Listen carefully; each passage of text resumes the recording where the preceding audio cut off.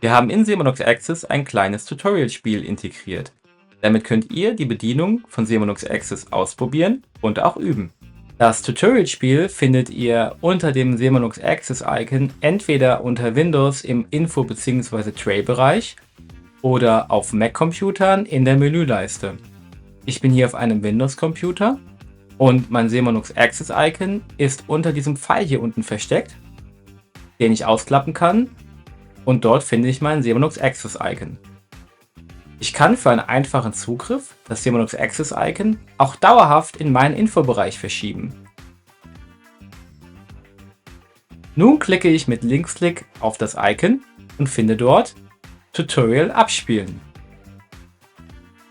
Je nachdem, mit welcher Voreinstellung ihr Semonux Access benutzt, könnt ihr das Tutorial-Spiel auf unterschiedliche Weisen bedienen. Ich benutze hier meine Kopfbewegung plus Mimik, das heißt meinen Mund öffnen zum Klicken. Also bewege ich die Spur über Starten, öffne meinen Mund und starte das Spiel.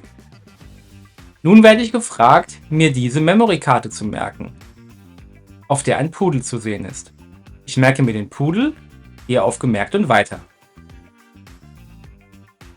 Nun bekomme ich 4 Karten angezeigt und eine dieser Karten zeigt genau diesen Pudel. Nun soll ich mir diese Karte gemerkt haben und auf die Karte klicken, die der Pudel war. Ich liege richtig. Mit diesem Spiel könnt ihr einfach und schnell eure Zielgenauigkeit üben und wie ihr einen Klick auswählt. Nun soll ich mir die Karte mit dem Mops merken. Also gehe ich auf Gemerkt und weiter. Und es werden auf einmal mehr Karten.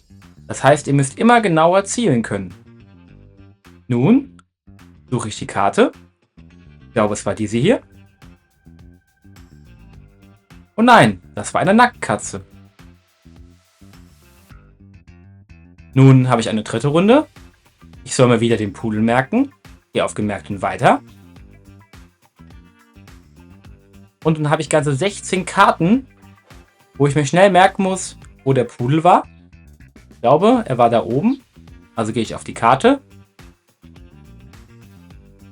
Klicke auf die Karte und habe sie gefunden. Damit habe ich 2 von insgesamt 3 möglichen Punkten gewonnen.